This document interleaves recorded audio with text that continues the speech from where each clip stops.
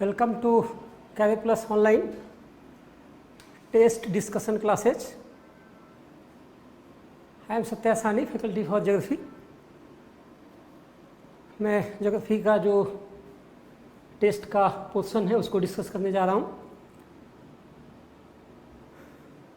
Mix ही तो रखना है ना हम लोग. ज्योग्राफी का क्वेश्चन नंबर 22 से शुरू हो रहा है. Which of the following types of volcano is characterized by the following features? Types of volcanoes की बात कही जा रही है. Volcanoes आप जानते होंगे कि भाई volcanoes क्या होते हैं. The process of movement of magma in the earth crust, below the earth crust or above the earth crust is volcanism. And volcanism में जो लवा है, डेब्रिज है, डिपोजिशंस होता है. वल्केनिज्म के बहुत सारा क्लासिफिकेशन भी है. टाइप्स ऑफ वल्केनोज होते हैं. नेचर एक्टिविटी के आधार पे कितना एक्टिव है, पैसिव है, डोरमेंट है, एक्सटिंक्ट है, ये सब जानते होंगे आप. नेचर ऑफ लावा के आधार पे भी होता है. नेचर ऑफ कोन जो बनता है उसके आधार पे भी होता है. नेचर ऑफ पाइप के आधार पे भी क्लासिफिकेशन होता है कि सेंट्रल टाइप है, एक ही कोन उसमें होगा. कंपोजिट हो सकता है, बहुत सारे उसमें जो है असिस्टिंग जो पाइप्स होगा जिससे कि लावा वल्केनो बाहर आएगा. तो ये आप टाइप्स पढ़े होंगे, टाइप्स ऑफ वल्केनोज. ये क्वेश्चन टाइप्स ऑफ वल्केनो पे ही बेस्ट है. ठीक है. तो इसमें क्वेश्चन है कि which of the following type of volcano is characterized by the following features. Features आपके दिए गए हैं और ये टाइप्स ऑफ वल्केनोज हैं. उसको पहचानना है इसमें से आपको. तो पहला फीचर है कि it is characterized by alternating eruption of volcanoes, volcanic debris and lava. Volcanic debris बाहर आएगा, कुछ टाइम बाद लावा आएगा. जो मोल्टेन रॉक होते हैं प्लम बम के अनुसार होते हैं, सॉलिड फॉर्म में होते हैं. तो अल्टरनेट रूप से बाहर आते हैं. जो लावा है जिसका वेट भी ज़्यादा हो सकता है तभी आएगा जब उसमें फोर्स ज़्यादा होगा. दूसरा जो फीचर है often results in explosive eruptions. Explosion के साथ आएगा. कुछ वल्केनो होंगे जिसमें इरप्शन जो होगा एक्सप्लोशन होगा. एक्सप्लोसिव लवा बहुत ही जोर से बहुत ही ऊपर तक लवा जाएगा. इसका अपोजिट में साइलेंट वल्केनो होते हैं, जैसे फिशर टाइप ऑफ वल्केनोस होते हैं. जो ओसनिक रिजेज होती है उसके नीचे जो वल्केनो होते हैं फिशर टाइप ऑफ होते हैं. उसमें स्लोली मैग्मा बाहर आता है. उसके अपोजिट में एक्सप्लोसिव इरप्शंस होगा. ये फीचर्स आ गया. ये साइलेंट नहीं, एक्सप्लोसिव होगा. तीसरा जो फीचर है जो पूछ दी गई है, it is one of the tallest and steepest वल्केनोज. जब एक्सप्लोसिव इरप्शंस होगा तो ह्यूज अमाउंट ऑफ मैग्मा बाहर आएगा और डिपोजिशन भी ज़्यादा होगा. ये तीनों जो फीचर्स हैं जो है कंपोजिट वल्केनो में पाया जाएगा. कंपोजिट वल्केनो इसको इसलिए कहा जाता है कि इसमें बहुत सारे जो पाइप्स होते हैं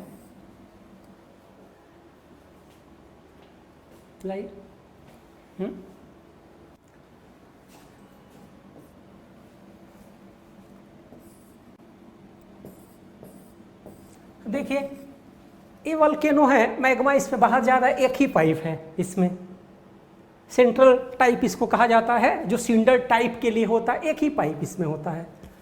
तो इस मैग्मा का अमाउंट भी बहुत कम होगा, डेब्रिज भी कम होगा. लेकिन जो कंपोजिट वल्केनोज होते हैं इसमें ब्रांचिंग हो जाती है. जो कंपोजिट वल्केनोज होते हैं इसमें ब्रांचिंग हो जाती है.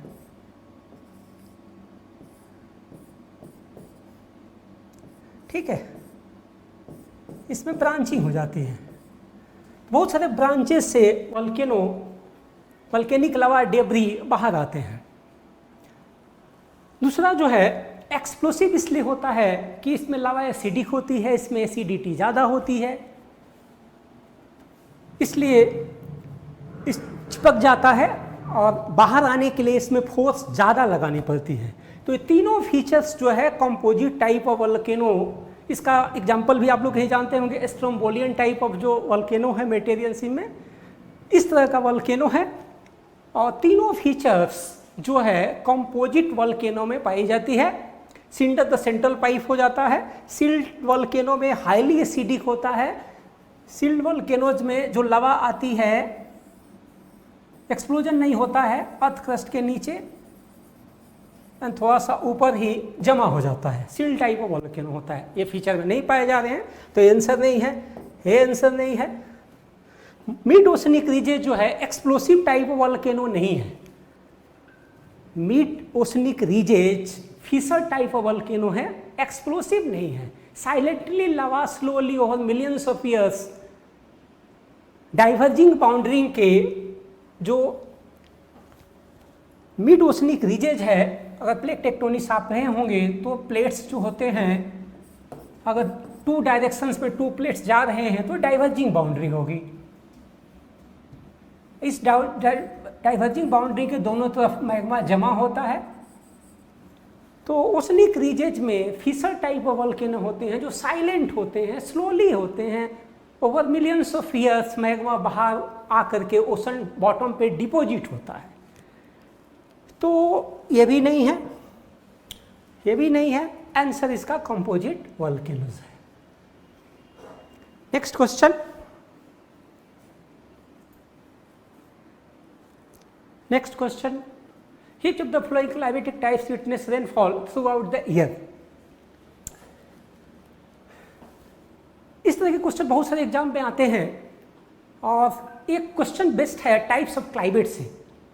जितने टाइप्स ऑफ क्लाइमेट होते हैं, जीसी लियोंग आपने पढ़ा होगा, टाइप्स ऑफ क्लाइमेट उसमें दिए हुए बहुत तरह के जो टाइप्स ऑफ क्लाइमेट होते हैं, उस पर खासकर रेनफॉल से बहुत सारे क्वेश्चन आ रहे हैं, आते हैं।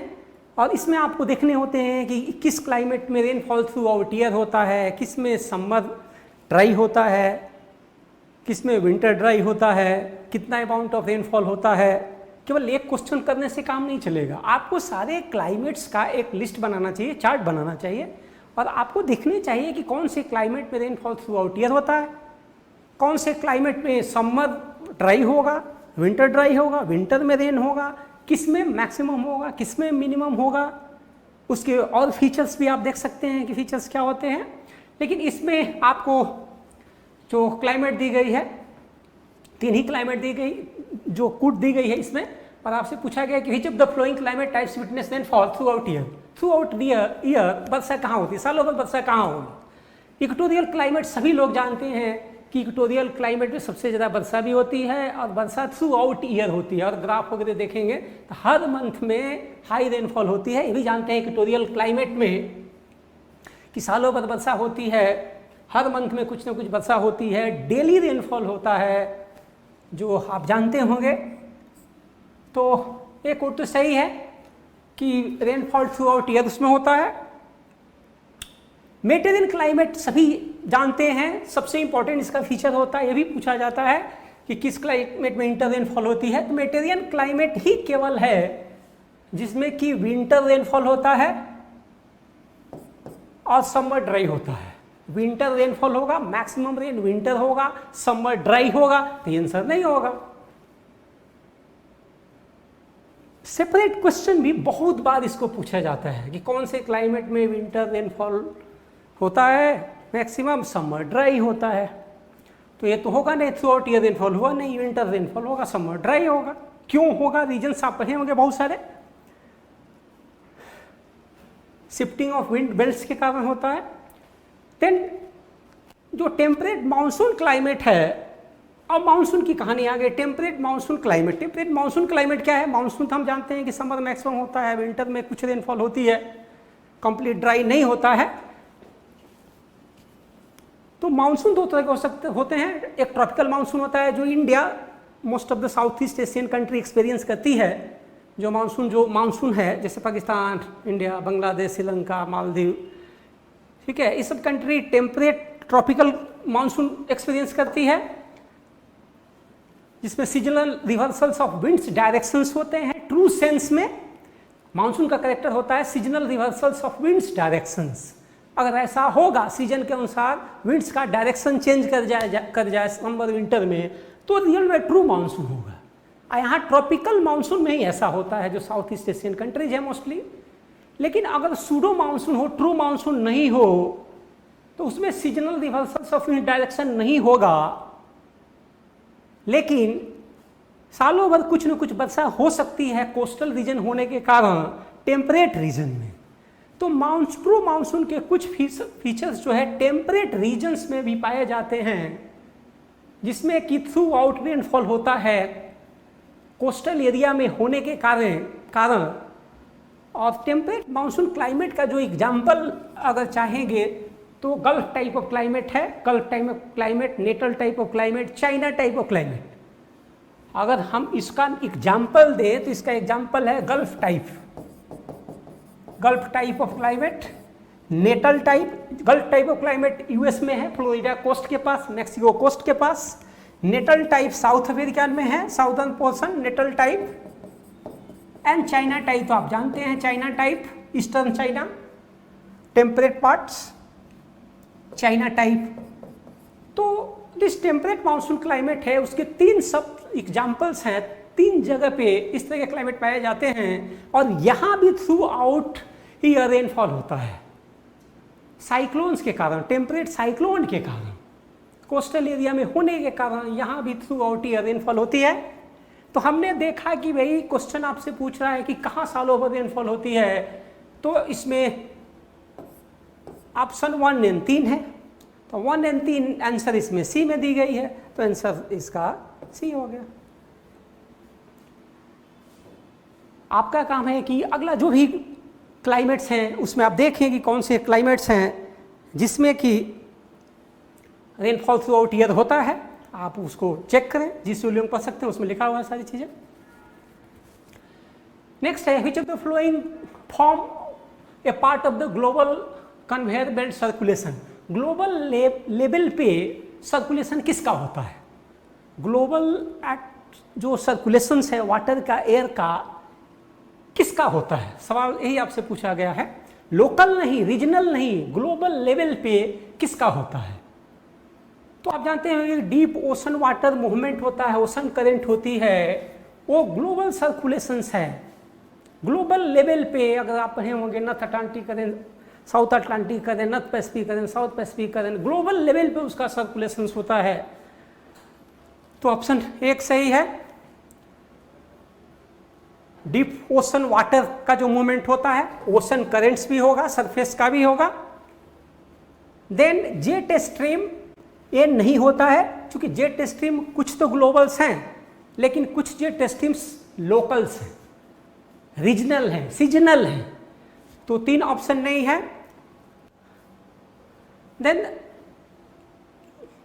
थर्मो हेलाइन सर्कुलेशंस भी ग्लोबल लेवल का होता है।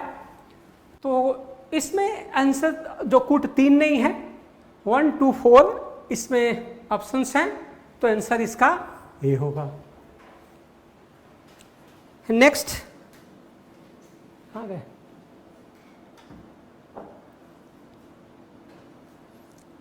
नेक्स्ट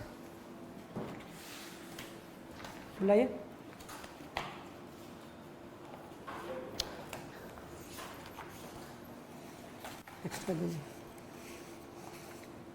नेक्स्ट जो क्वेश्चन आपको ग्लेशियल लैंडफॉर्म से है, इसमें पूछा है कि सर्ग क्या है, एरिटीज क्या है एंड बर्चरैंड क्या है। इसमें 3 चीजें आपको दी गई है, सर्ग क्या है, एरिटीज क्या है, बर्चरैंड क्या है। ये 3 जो है, जो टर्म है, किससे रिलेटेड है? ये 3 टाइप ऑफ लैंड फॉर्म्स हैं। लैंड फॉर्म्स आप जानते होंगे, land form face of the earth, ये बन सकते हैं इरोजन से, डिपोजिशन से। तो टाइप ऑफ लैंड फॉर्म्स होते हैं जो एजेंट ऑफ इरोजन से बनते हैं। ये ग्लेशियल हो सकते हैं, ग्लेशियर से बनेंगे, आयोलियन हो सकते हैं, विंड से बन सकते हैं, फ्लूवियल हो सकते हैं, वाटर से बन सकते हैं, कास्ट लैंड फॉर्म हो सकते हैं। Type of land form, agent of erosion आपने पढ़ा होगा। ये 3 टर्म एक साथ दे दिया है और कह रहा है कि किससे संबंधित है। कोस्टल लैंड फॉर्म से हैं कि डेजर्ट लैंड फॉर्म है कि लैंड फॉर्म बाई ग्लेशिएशंस हैं, land form made by running water हैं। ठीक है, यही पहचानना है आपको कि किस तरह का इरोजन से लैंड फॉर्म बने हुए हैं। तो आंसर इसमें आपका लैंड फॉर्म्स ऑफ ग्लेशिएशंस है। तीनों जो लैंड फॉर्म्स हैं, सर्क है, एरिटीज है, बर्चरैंड है, तीनों ग्लेशिएशन से बने होते हैं। सर्क को कहा जाता है कि arm chair थियराइजिंग, arm chair like depressions हैं। ये माउंटेन के स्लोप्स हैं, इसमें छोटे छोटे डिप्रेशन पाए जाते हैं।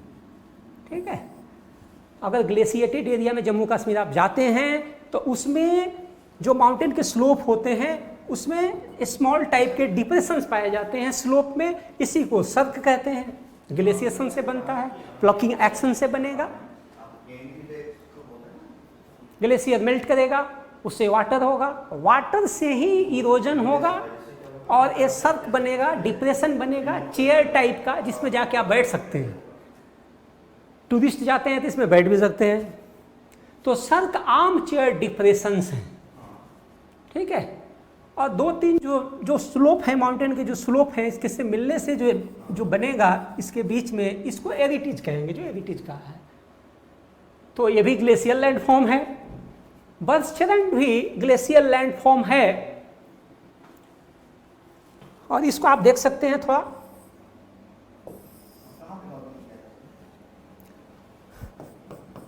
ग्लेशियर रीजन में समझ कीजिए कि माउंटेन है। तो इसमें इफ ग्लेशियल अगर डिपोजिशंस हैं,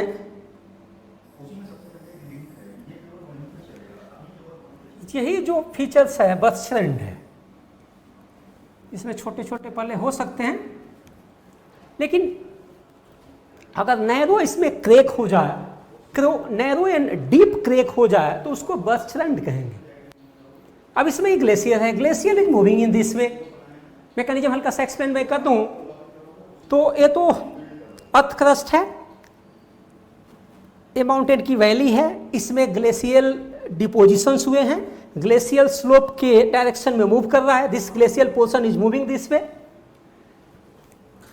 ग्लेशियल का जो अपर पोर्शन है एटमॉस्फेयर के फ्रिक्शंस में है, कम फ्रिक्शंस है, फास्ट मूव करेगा।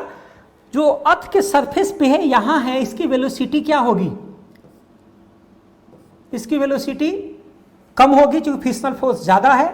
यहाँ इसकी वेलोसिटी हाई होगी क्योंकि फ्रिक्शनल फोर्स कम है। तो ऊपर का पोर्शन ज़्यादा फास्ट मूव कर रहा है, नीचे का पोर्शन कम फास्ट मूव कर रहा है। तो क्या होगा? इसमें क्रेक डेवलप होगा। तो ग्लेशियर में जो डीप क्रेक बन जाता है उसको कहा जाता है बर्चरन। ये आर्मी के लिए बहुत डेंजरस होता है। आर्मी अगर सियाचिन ग्लेशियर पे मूव कर रही है तो उसके लिए ये डेंजरस है। इसको फेस करने के लिए हमारी आर्मी क्या करती है, इस डॉग को एक भेजती है, मीट का टुकड़ा फेंक देती है और पुअर डॉग जाता है उसको खाने के लिए। अगर लौट के आ गया तो आर्मी आगे मूव करेगी, नहीं तो नहीं। तो इस तरह से हमने देखा कि तीनों फीचर्स क्या है, ग्लेशियल लैंड फॉर्म्स ऑफ ग्लेशिएशंस है। तो इसका आंसर सी हो गया। नेक्स्ट क्वेश्चन हम लोग आते हैं, 26 था ना,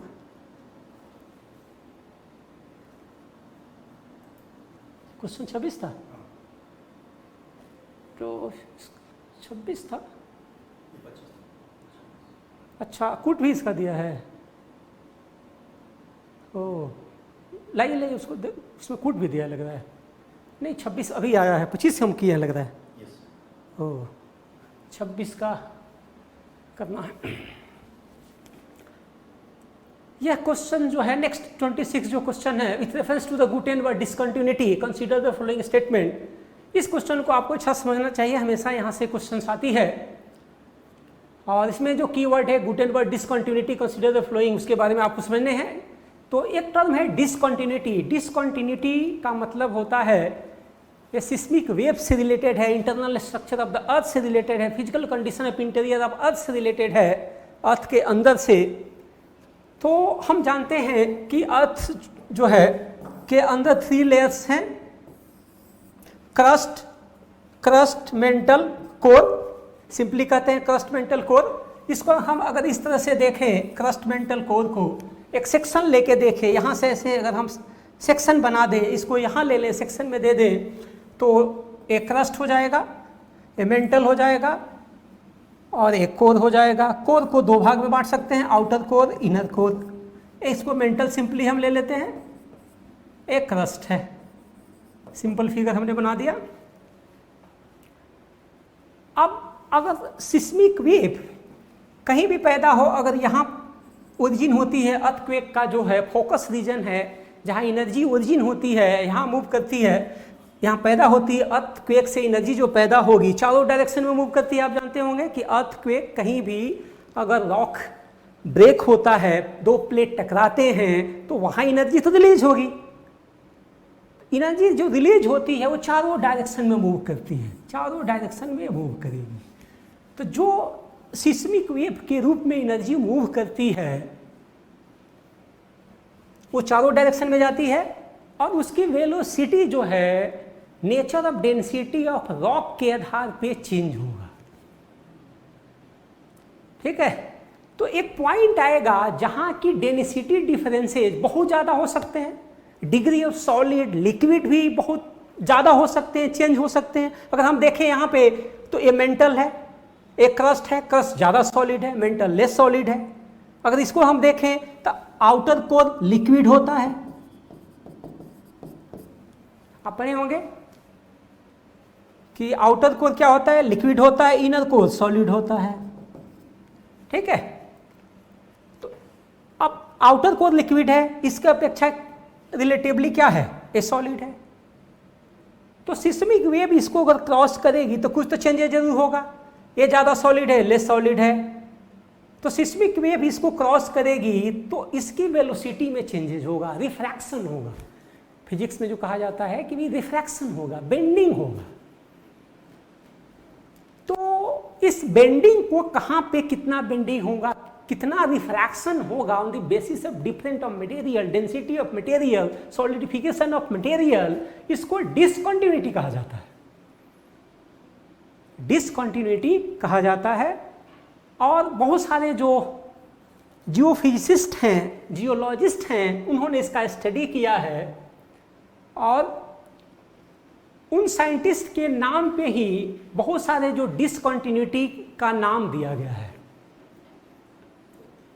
इस क्वेश्चन को अगर हम देखें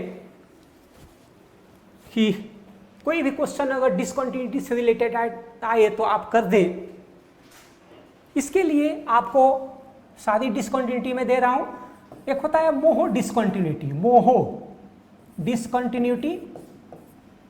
मोहो डिसकंटिन्यूटी क्रस्ट मेंटल के बीच में पाई जाती है, जो मोहो ने किया था। मोहो डिसकंटिन्यूटी इस ज्ञान में सबसे ज़्यादा आता है, मोहो गुटेनबर्ग दो ही सबसे ज़्यादा आता है, लेकिन मैं आपको सब देना चाह रहा हूँ कि आपका प्रॉब्लम यहाँ सॉल्व हो जाए। तो मोहो डिसकंटिन्यूटी क्रस्ट मेंटल के बीच में होती है, क्रस्ट है, ये मेंटल है, तो यहाँ मोहो डिसकंटिन्यूटी हो जाएगी, क्योंकि डेंसिटी चेंजेज होंगे यहाँ, degree of solid liquid change होंगे यहाँ। इसको मोहो साइंटिस्ट ने पाया था, इस लाइन को, मोहो डिसकंटिन्यूटी को। दूसरा जो डिसकंटिन्यूटी है गुटेनबर्ग डिसकंटिन्यूटी है, जो क्वेश्चन हमारा रिलेटेड है। गुटेनबर्ग डिसकंटिन्यूटी है जो हमारा क्वेश्चन रिलेटेड है। गुटेनबर्ग जो डिसकंटिन्यूटी है ये आपको मेंटल एंड कोर के बीच में पाई जाती है। यहां से अगर सेकेंडरी वेव चल रही है, सेकेंडरी वेव चल रही है यहाँ पे, आप जानते हैं कि वेव प्राइमरी होती है, सेकेंडरी वेव होती है। प्राइमरी वेव सारे मीडियम में पास कर सकती हैं, सॉलिड लिक्विड गैसेज। सेकेंडरी केवल जो है सॉलिड मीडियम में पास करती हैं, लिक्विड में वो पास नहीं करती हैं। तो मान लिया हमने सेकेंडरी वेव आती है, तो सेकेंडरी वेव जो है केवल सॉलिड में पास कर सकती हैं, आउटर कोर लिक्विड है, तो यहाँ इसको यहाँ जो है सेकेंडरी वेव रुक जाएगी और इसको पार नहीं कर पाएगी। ठीक है, तो ये जो डिसकंटिन्यूटी है गुटेनबर्ग डिसकंटिन्यूटी, जो मेंटल एंड कोर के बीच में है, इसको कहा जाता है गुटेनबर्ग डिसकंटिन्यूटी। गुटेनबर्ग जीटी हमने लिख दिया, गुटेनबर्ग डिसकंटिन्यूटी इसको कहा जाता है।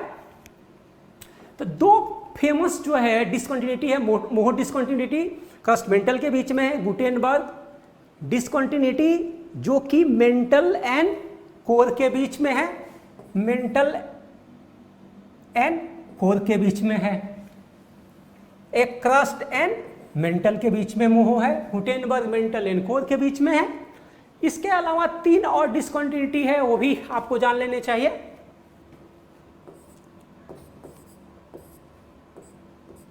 कोनराड, इसको कहा जाता है कोनराड, कोनराड डिसकंटिन्यूटी, जो outer core, outer crust and inner crust के बीच में पाई जाती है, inner crust, outer crust and inner crust के बीच में पाई जाती है। दूसरा होता है Repetti, Repetti outer mantle and inner mantle के बीच में पाई जाती है। एंड नेक्स्ट है Lehmann, Lehmann outer core and inner core, outer core and inner core के बीच में पाई जाती है। तो इस तरह से जितनी डिसकंटिन्यूटी आइडेंटिफाइड है, Moho, Gutenberg, Conrad, Repetti, Lehmann, 5 discontinuity scientist लोग आइडेंटिफाई किया है और 5 को आपके सामने हमने रख दिया। अब मैं क्वेश्चन पे आता हूं कि क्वेश्चन क्या डिमांड कर रहा है। ये कह रहा है कि with reference to the Gutenberg discontinuity, Gutenberg discontinuity के बारे में पूछा जा रहा है। Consider the following statement, it is the boundary between outer core and inner core. Gutenberg discontinuity statement कह रहा है, पहला कूट कह रहा है कि outer core and inner core के बीच में की बाउंड्री है गुटेनबर्ग डिसकंटिन्यूटी, इसको कह रहा है। पहला कूट इसको कह रहा है। क्या गुटेनबर्ग यही है? गुटेनबर्ग तो यहाँ है, मेंटल एंड कोर के बीच में है। पहला कूट कह रहा है कि Gutenberg discontinuity outer core and inner core के बीच में है, ठीक है, जबकि हमने देखा कि गुटेनबर्ग मेंटल एंड कोर के बीच में है, ठीक है। इसलिए पहला स्टेटमेंट क्या है? गलत है, पहला स्टेटमेंट गलत है। दूसरा स्टेटमेंट देखते हैं, दूसरा जो कोट है, the secondary seismic waves do not cross this boundary. Gutenberg discontinuity को जो सेकेंडरी सिस्मिक वेव है वो क्रॉस नहीं करती है। तो देखिए हमने इसको लिया है secondary seismic wave, this is secondary wave, seismic wave लिख सकते हैं, सेकेंडरी वेव। एंड इसको हमने दिखाया है कि सेकेंडरी जो सिस्मिक वेव है, जो आउटर कोर है, उसमें इंटर नहीं कर पा रही है। चूंकि सेकेंडरी वेव का नेचर है, फीचर है, आप जानते हैं कि it can't pass through liquid, ये सॉलिड से होके ही पास कर सकती है, liquid, gas, that is fluid से पास नहीं कर सकती है। तो यही आपसे जानना चाह रहा है कि भाई जो secondary seismic wave do not cross the boundary, this boundary, this boundary का मतलब गुटेनबर्ग डिसकंटिन्यूटी इसको क्रॉस नहीं करती है, यही रुक जाती है। दिख रहा है कि रुक गई है यहीं पे, गुटेनबर्ग डिसकंटिन्यूटी है, सेकेंडरी वेव यहीं पे रुक गई है। तो क्या लगा, ये स्टेटमेंट क्या है? सही है। तो केवल इसमें 2 सही है और 2 ऑप्शन आपके बी में है, 2 ओनली, तो इसका आंसर बी है। इस क्वेश्चन को अच्छा से करें, जरूर यहां से क्वेश्चंस आते हैं। उसके बाद कंसीडर द फ्लोइंग पेयर्स, एक टाइप ऑफ जो है वेजिटेशन पूछी गई है, टाइप ऑफ वेजिटेशन फॉरेस्ट पूछी गई है, और उसमें ट्री, एक पार्टिकुलर कैरेक्टरिस्टिक ट्री होती है। आपका काम होता है कि जितने क्लाइमेट्स हैं उसमें जो इंपॉर्टेंट टाइप्स ऑफ वेजिटेशन याद करें, वेजिटेशन में जो कैरेक्टरिस्टिक ट्री एक होती है उसको भी जरूर याद करें, 2, 4, 5 जरूर ट्री उसमें से याद करें। जितने क्लाइमेट्स आप पढ़ते हैं उससे ये क्वेश्चन है, वेजिटेशन से ये क्वेश्चन हैं। और इसमें देखें करेक्टली मैच कौन है, इसमें जितने तो 3 कूट दी गई है, करेक्टली मैच कौन है। तो इसमें हम देखें तो कनाडा जो है, कनाडा जो पोलर एरिया के पास पाई जाती है, टेम्परेट रीजन्स हैं, तो पाइन तो होगा।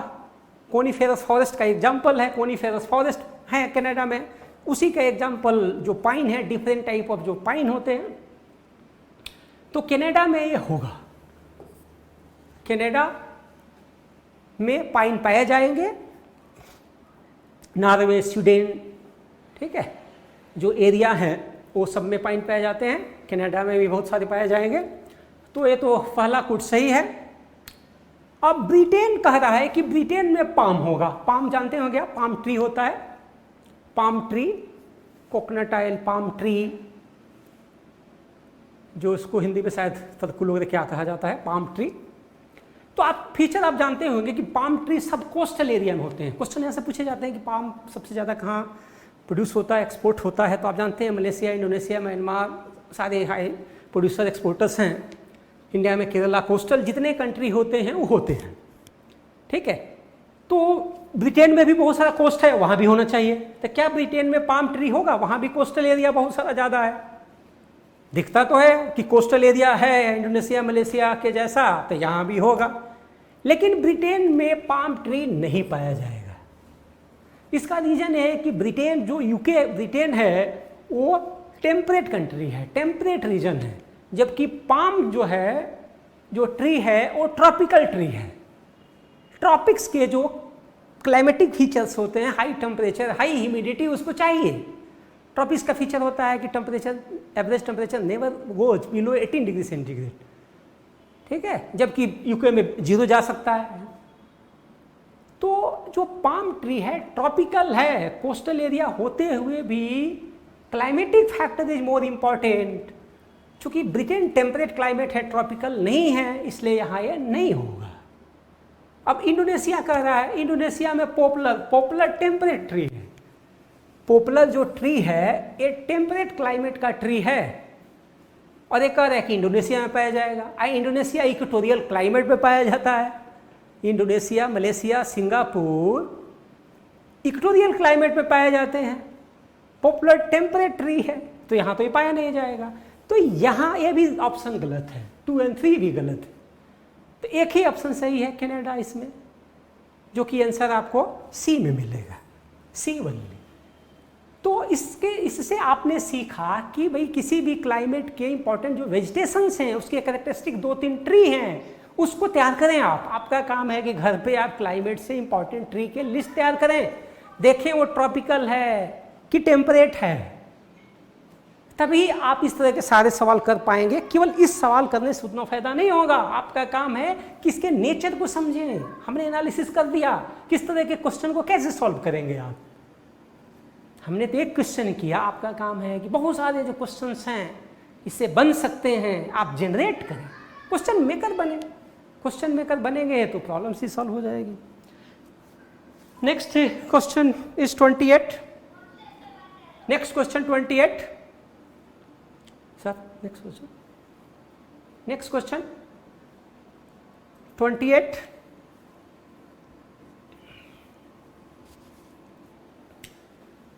एंटी साइक्लोन से क्वेश्चन पूछे गए हैं। Anti cyclone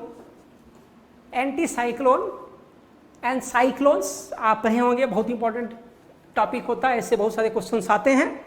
cyclone atmospheric disturbances होती है, नॉर्दर्न हेमिस्फीयर साउदर्न हेमिस्फीयर दोनों के अलग अलग कैरेक्टरिस्टिक्स होते हैं।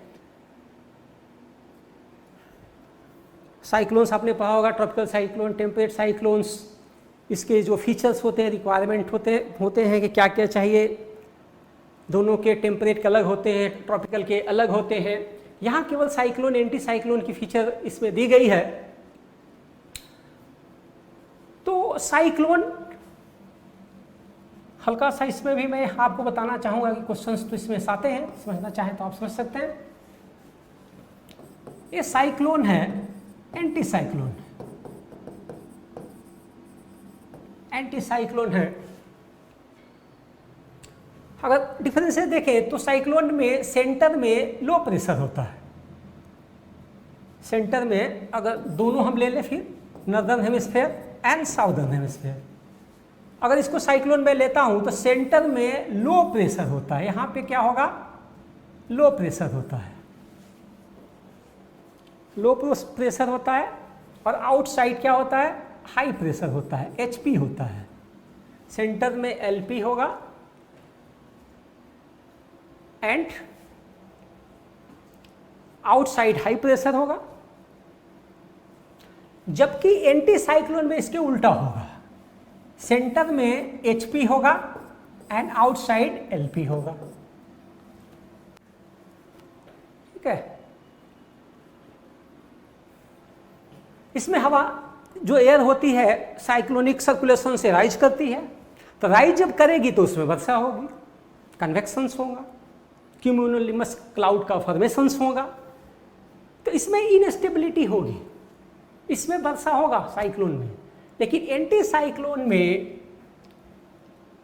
जो है सेंटर में हाई प्रेशर होगा। जब हाई प्रेशर होगा तो एयर राइज नहीं करेगी, जब एयर राइज नहीं करेगी तो स्टेबिलिटी होगी, वर्षा होगा नहीं। तो एक जरूर इसमें दिखा कि इसमें वर्षा होती है, इसमें वर्षा नहीं होती है। एक दिख रहा है कि लो प्रेशर सेंटर में होता है, इसमें सेंटर में हाई प्रेशर होता है।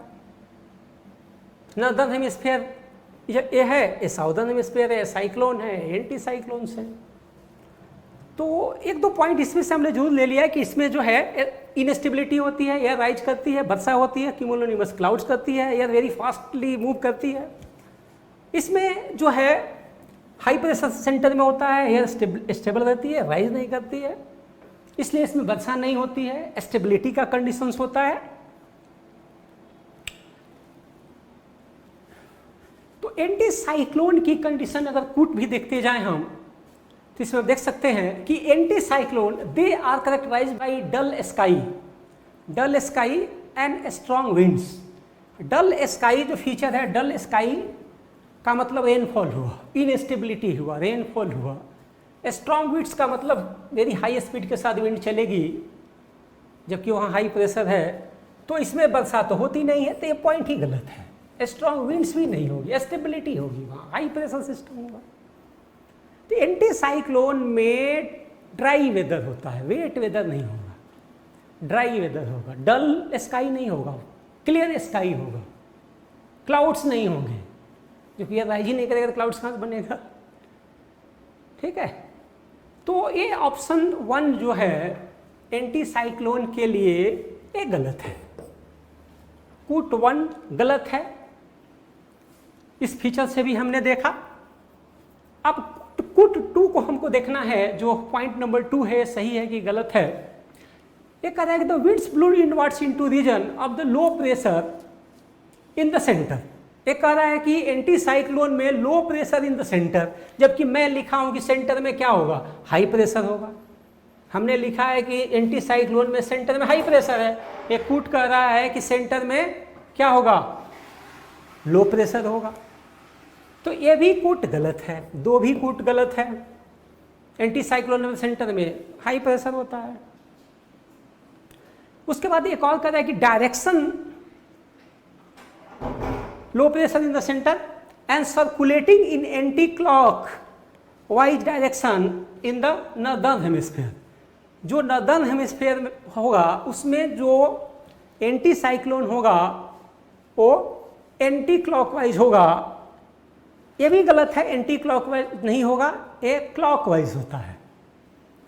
ये जो साइक्लोन होता है ये एंटी क्लॉकवाइज होता है, एंटी क्लॉकवाइज होगा, ये क्लॉकवाइज होता है नॉर्दर्न हेमिस्फीयर में। नॉर्दर्न हेमिस्फीयर में ये क्लॉकवाइज होगा एंटी साइक्लोन, और साइक्लोन आपको एंटी क्लॉकवाइज होगा। अगर आप देखना चाहेंगे तो देखिए anti clockwise cyclone northern hemisphere में कैसे होगा। 4 क्वेश्चन इससे बनते हैं, जरूर समझिए इसको। अब देखिए साइक्लोन है, नॉर्दर्न हेमिस्फीयर है, ये हाई प्रेशर यहाँ है आउटसाइड, लो प्रेशर सेंटर में है। एयर कैसे चलेगी, high pressure to low pressure चलेगी, high pressure to low pressure चलेगी।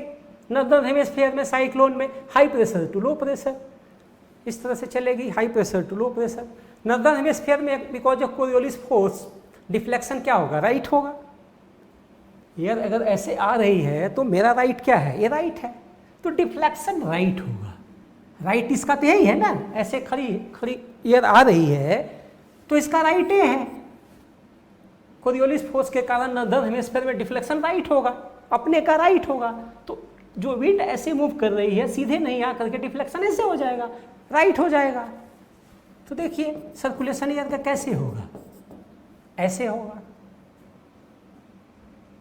ये क्लॉकवाइज है कि एंटी क्लॉकवाइज है, एंटी क्लॉकवाइज है। तो साइक्लोन नॉर्दर्न हेमिस्फीयर में एंटी क्लॉकवाइज होता है, वही नॉर्दर्न हेमिस्फीयर में जो एंटी साइक्लोन होगा वो क्लॉकवाइज होगा। कैसे क्लॉकवाइज होगा आप देख सकते हैं।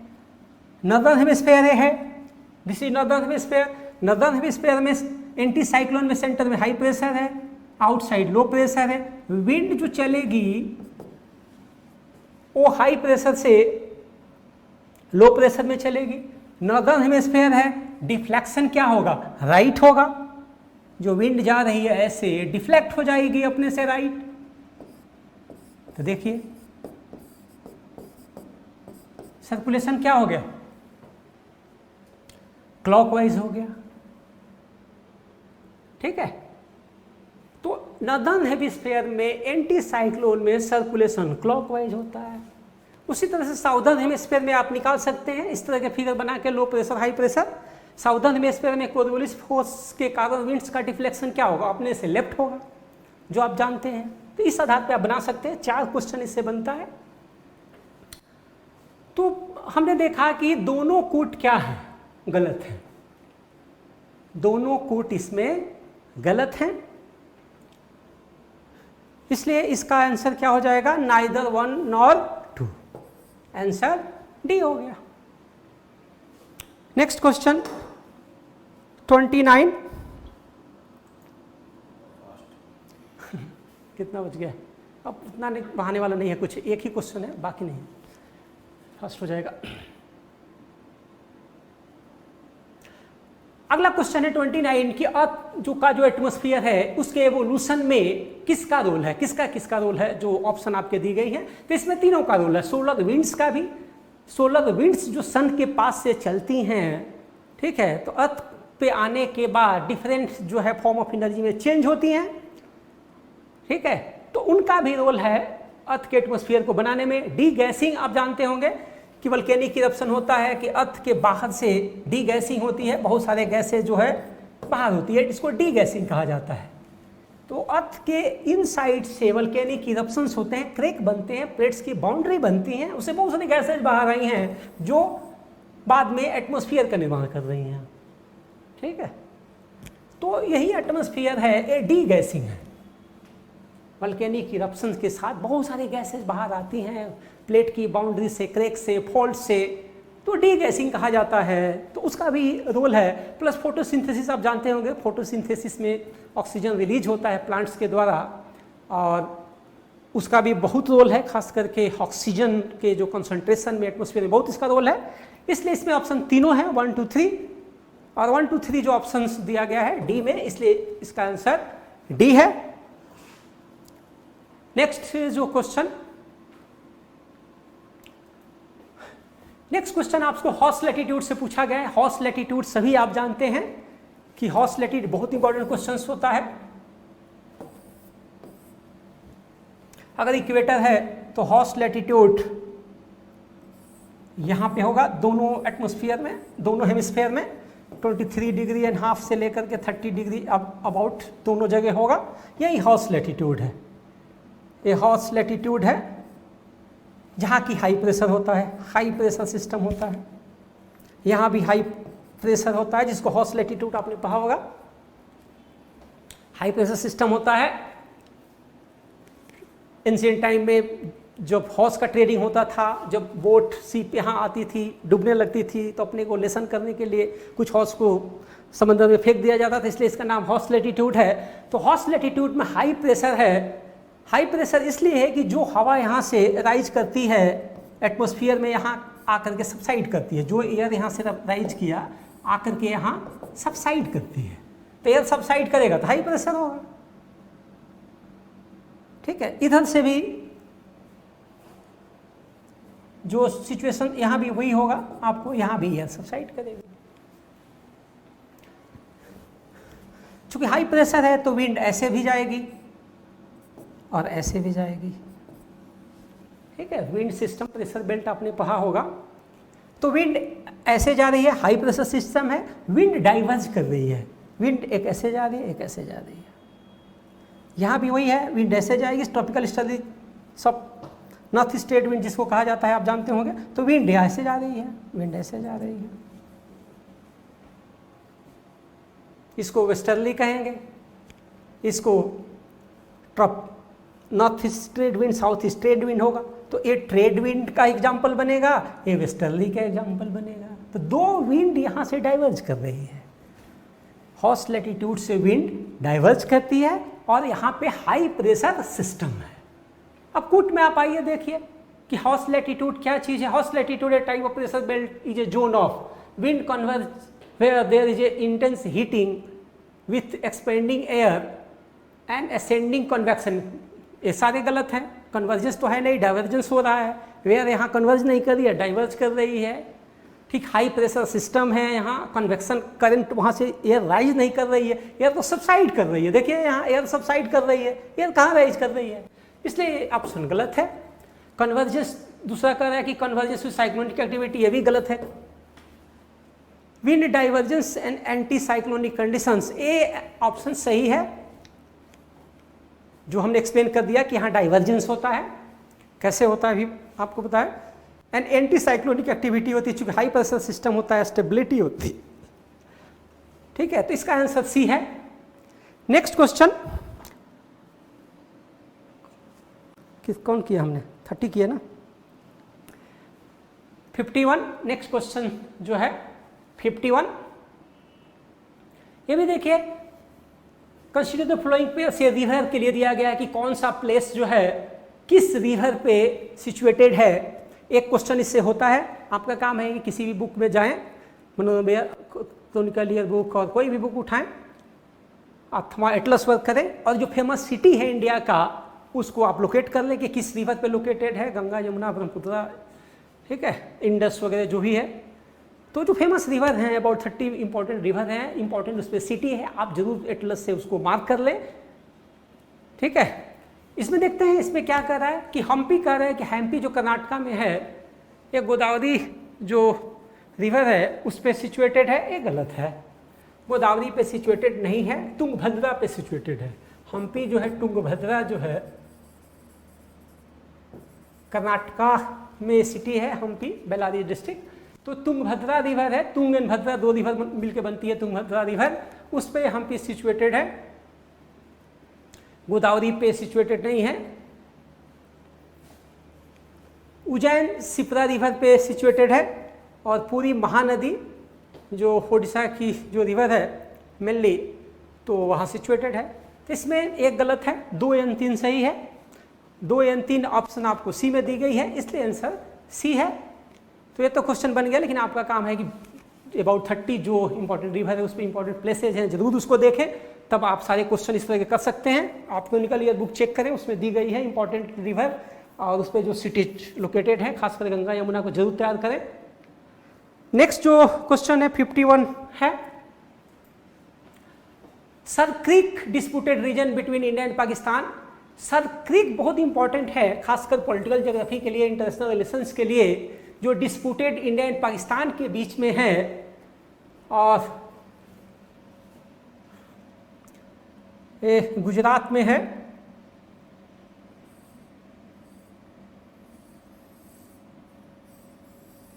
ये गुजरात है, तो इसको सर क्रीक कहिए, यही सर क्रीक है,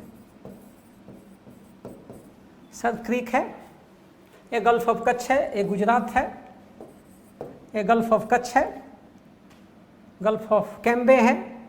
तो गुजरात में इधर पाकिस्तान है, दोनों के बीच में सर क्रीक है, दोनों के बीच में जो है सर क्रीक है, जो ईस्चुरीज है। रेनी सीजन में सी टाइप का पोजीशन हो जाता है, otherwise dry season, summer season में सूख जाता है। पाकिस्तान और इंडिया के बीच में डिस्प्यूटेड है। डिस्प्यूटेड इसलिए है कि इसमें जो है ओशन में एक्सटेंड करेंगे तो जो कॉन्टिनेंटल शेल्फ होगा, continental shelf, slow and other जो रीजन्स होते हैं उसमें उसका असर होगा। पाकिस्तान इस लाइन को कह रहा है कि यहाँ तक मेरा है, इंडिया यहाँ इसको डिमांड करता है।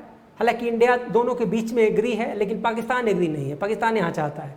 हालांकि सबसे ईजी प्रॉब्लम है सॉल्व करना, जो पॉलिटिकल इशू है इंडिया पाकिस्तान के बीच में सॉल्व करना, लेकिन अभी तक ये भी सॉल्व नहीं हुआ है। तो सर क्रीक का हमने पोजीशन दिखाया, पॉलिटिकल इंपॉर्टेंस है, लेकिन यहाँ फिजिकल ज्योग्राफी में पूछ दी गई, इंडियन फिजिकल ज्योग्राफी में पूछी गई है कि भाई इसका ओरिजिन कैसे हुआ। तो ये कोरल आइलैंड है नहीं, ये तो लो लैंड है, डिप्रेशंस है। उसके बाद वल्केनिक आइलैंड भी नहीं है, टाइडल इस्चुरीज है, इस्चुरीज है, टाइडल इस्चुरीज जो डेल्टा बना है उस तरीका से ये बना हुआ है। लो लैंड में वेरी स्मॉल जो डिपोजिशंस हैं, तो इस्चुरी का फॉर्म लिया हुआ है।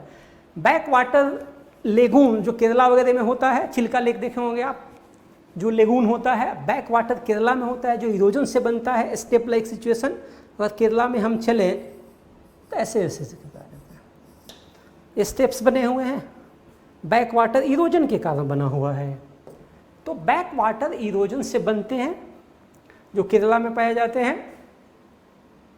और जो गुजरात में सर क्रीक है वो टाइडल इस्चुरीज है, तो आंसर सी है। 52 इज फिनिश्ड। Next question 53। अब इसमें देखिए ये हिल स्टेशंस की बात कही गई है कि कौन हिल स्टेशन किस रेंज में है। ये हिमालय के जो है रेंजेज हैं और ये हिल स्टेशंस हैं। पूछ रहा है कि कौन कौन से हिल स्टेशन किस रेंजेज में पाए जाते हैं। तो आप पढ़ेंगे कि मोस्ट ऑफ हिल स्टेशंस हैं वो मिडिल हिमालय में पाया जाता है। आप जानते होंगे कि हिमालय के 3 पैरेलल रेंजेज हैं।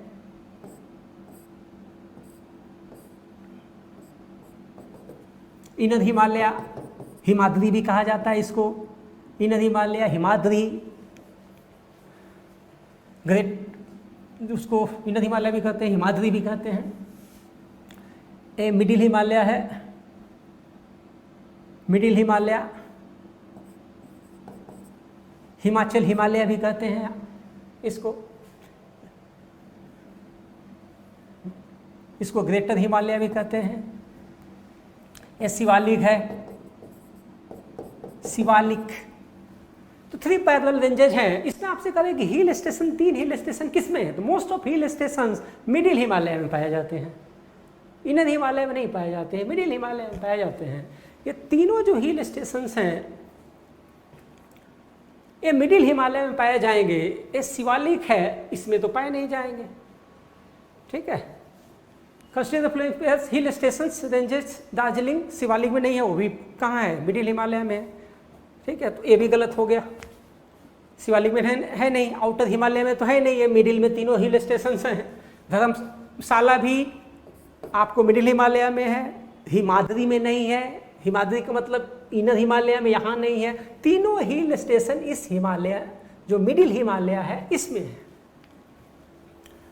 और कैलाश भी मिडिल हिमालय में, तो ये भी गलत है। तीनों ऑप्शंस गलत हैं, इसलिए आंसर इसमें नन होगा।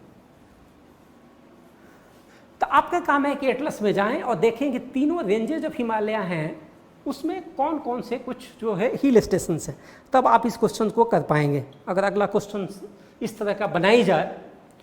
उसके बाद जो है 54 जो क्वेश्चंस है इसमें आपको कह रहा है कि इंडियन स्टैंडर्ड जो मेरिडियन पासेज, इंडियन स्टैंडर्ड जो टाइम होता है 82.5 डिग्री, किस किस स्टेट से पास करता है। 82.5 डिग्री जो इंडिया का स्टैंडर्ड टाइम होता है किस किस स्टेट से पास करता है। तो आपका काम है कि एटलस खोलें, पॉलिटिकल एटलस, उससे देखें आप कि किस किस स्टेट से पास करता है और नोट कर लें कि किस किस स्टेट से पास करता है। उसी तरह से आप ट्रॉपिक ऑफ कैंसर को भी देख लें, ट्रॉपिक ऑफ कैप्रिकॉर्न को देखें कि इंडिया में ट्रॉपिक ऑफ कैंसर किस किस स्टेट से पास करता है, कैप्रोन से पास करता है कि नहीं करता है। तो इस तरह से अपना से तैयार करें। लेकिन देखें 82.5 डिग्री आप देखेंगे तो किस किस स्टेट से पास करेगा। उत्तर प्रदेश से पास करेगा, मध्य प्रदेश से पास करेगा, छत्तीसगढ़ से भी पास करता है, क्योंकि मध्य प्रदेश के डिवीजन से ही छत्तीसगढ़ बना हुआ है। तो भी आप जो नोट कर रहे हैं कि छत्तीसगढ़ से भी पास करता है, ओडिशा से पास करेगा, तमिलनाडु से पास नहीं करेगा, तमिलनाडु से पास नहीं करेगा। इसलिए इसमें ऑप्शन आपके सामने है 1 2 3, 4 जो कूट अप नहीं है। तो 1 2 3 देखें किस में है, ए में है, तो आंसर ए हो गया इसका 54। देन 55 क्या हमने किया, लास्ट है सेकेंड। 55 ये जो नॉर्थ वेस्टर्न हिमालय है, कश्मीर वैली इंक्लूडिंग, उसमें किस तरह के जो ट्री पाए जाते हैं जिससे baskets and would for cricket के जो बैट्स होते हैं बनाई जाती है। तब जानते होंगे जो बास्केट, जो क्रिकेट के जो बैट्स बनते हैं उस तरह की लकड़ी से बनेंगे जो कि रिलेटिवली स्ट्रांग होते हुए भी वो लाइट हो, बल्कि नहीं हो। उसको लाइट होना होगा, स्ट्रांग भी होना होगा, प्लस लाइट भी होना होगा। अगर ये फीचर होगा तो उससे बनेगा। तो आप देवदार देखेंगे तो यह भी है, इसका बैट बनाइएगा तो बैट उठेगा ही नहीं, सचिन तेंदुलकर तो उठा ही नहीं पाएगा। ठीक है, चूंकि बल्कि है। उसी तरह से स्प्रूस भी आपको जो है बल्कि है। इसमें से ऑप्शन जो व्हाइट विल्लो है, जो विल्लो सिंपली कहा जाता है, व्हाइट विल्लो, इससे बैट के लिए यूज किया जाता है। इंडिया में अंडमान निकोबार में पाया जाता है, केरला में भी पाया जाता है। तो आंसर इसमें व्हाइट विल्लो है जिससे बैट्स वगैरह बनाई जाती है। प्लस नॉर्थ वेस्टर्न हिमालय में भी जो रीजन्स हैं वहाँ ये पाया जाता है, बिसाइड्स अंडमान निकोबार, केरला। तो इसका आंसर आपको 55 का सी हो गया। अगला जो लास्ट क्वेश्चन है, next question 56 sir, last question. एक क्वेश्चन भी बहुत इंटरेस्टिंग क्वेश्चन है, आपको केयर करने चाहिए। कंसीडर द फॉलोइंग स्टेटमेंट, और इसमें आपको नॉट करेक्ट जानना है। एक आपको मैं सजेस्ट करूंगा कि जब भी क्वेश्चन पूछा जा रहा है कि भाई करेक्ट है कि नॉट करेक्ट है कि इनकरेक्ट है कि ओनली कुछ लगाई जा रही है, जहां एडजेक्टिव कुछ लगता है, एडवर्ब लगता है, तो जरूर उसको केयर करें। इसमें नॉट कहना है कि नॉट करेक्ट कौन है, करेक्ट नहीं है, तो इसलिए इसको जरूर केयर करें। पहले नॉट को केयर जरूर करें कि नॉट इसमें देखना है, अदरवाइज इस नॉट केयर नहीं करेंगे तो आंसर उल्टा हो जाएगा, दूसरा आंसर हो जाएगा। तो इसमें कह रहा है कि जो भी पुट है इसमें से करेक्ट जो है कौन नहीं है, ठीक है।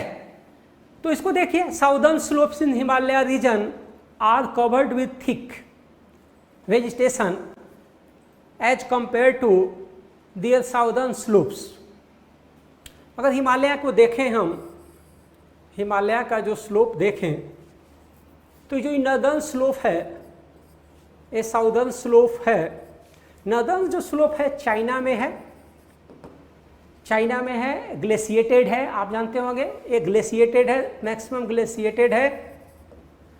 विंटर सीजन में कोल्ड साइबेरियन विंड्स आती है जो हिमालय को क्रॉस नहीं पाती है, तो और टेम्परेचर को कम कर देती है, ग्लेशिएशन और बढ़ जाता है। तो यहाँ तो ग्लेशिएटेड है, वेरी लो टेम्परेचर है, ठीक है। तो नॉर्दर्न स्लोप ग्लेशिएटेड है, डेजर्ट है, चाइना में मैक्सिमम डेजर्ट इसी रीजन में ग्लेशिएटेड है, डेजर्ट है, टकलामकांड जो डेजर्ट वगैरह आप सुने होंगे। जो साउदर्न स्लोप है, जो इंडियन पोर्शन है, इसमें रेनफॉल होता है, हाई टेम्परेचर भी रिलेटिवली है और रेनफॉल भी प्रॉपर होता है। तो आप बताएं, आप देख सकते हैं वेजिटेशन कहाँ होगा, वेजिटेशन यहाँ होगा, यहाँ वेजिटेशन नहीं होगा, ये तो डेजर्ट है, ये तो डेजर्ट है, टकलामकान डेजर्ट यहाँ है। तो नॉर्दर्न स्लोप पे डेजर्ट है। तो पहला ऑप्शन जो ये कह रहा है कि साउदर्न जो slope in Himalaya region are covered with thick vegetation, southern slope in Himalaya region are covered with thick vegetation, repeat कर दिया है, covered with thick vegetation cover as compare to their northern slope. ये स्टेटमेंट क्या है, ये सही है, ये राइट स्टेटमेंट है। दिख रहा है कि साउदर्न स्लोप में वेजिटेशन है, ठीक है, साउदर्न स्लोप में वेजिटेशन है, सामने मैंने दिखा दिया कि साउदर्न स्लोप में वेजिटेशन है। तो स्टेटमेंट क्या है, ये तो सही है, स्टेटमेंट सही है। जबकि ऑप्शन में पूछ रहा है कि नॉट करेक्ट, एक करेक्ट स्टेटमेंट है, एक करेक्ट है। दूसरा कह रहा है कि eastern slope of Western Ghats, Western Ghat से क्वेश्चन ले लिया। अब देखिए Western Ghat, Eastern Ghat, Western Ghat. तो वेस्टर्न घाट अगर मैं बनाऊं, माउंटेन के टाइप में बनाऊं, तो इसको दो स्लोप हैं, वेस्टर्न घाट माउंटेन है, ईस्टर्न स्लोप है एंड वेस्टर्न स्लोप है। आप जानते होंगे कि ये स्लोप पे ज़्यादा रेनफॉल होती है, 400 सेंटीमीटर टू 100 सेंटीमीटर रेनफॉल यहाँ इस साइड होती है, ठीक है। यहाँ कम रेनफॉल होती है क्योंकि क्रॉस नहीं कर पाएगी वेस्टर्न घाट को, क्रॉस भी करेगी तो मॉइस्चर खत्म हो जाते हैं। तो यहाँ वेरी लो रेनफॉल होता है, अबाउट 60 सेंटीमीटर। तो यहाँ बहुत रेनफॉल कम होगा, यहाँ तो रेनफॉल ज़्यादा होगा, तो ज़्यादा वेजिटेशन तो इधर ही होगा, ज़्यादा वेजिटेशन तो इधर ही होगा। इधर क्या होगा, वेरी लेस वेजिटेशन होगा, यहाँ हाई वेजिटेशन होगा। अब देखिए कूट आपसे क्या कर रहा है, eastern slope of the western Ghats are covered with thick vegetation, जबकि हमने कहा कि ईस्टर्न स्लोप क्या है, वेरी लेस वेजिटेशन। ऑप्शन आपसे पूछ रहा है कि नॉट करेक्ट, करेक्ट कौन नहीं है, तो 2 जो ऑप्शन है यही करेक्ट नहीं है। जो ऑप्शन 2 है वो करेक्ट नहीं है, और ऑप्शन 1 जो है पुट 1 है वो क्या है, करेक्ट है।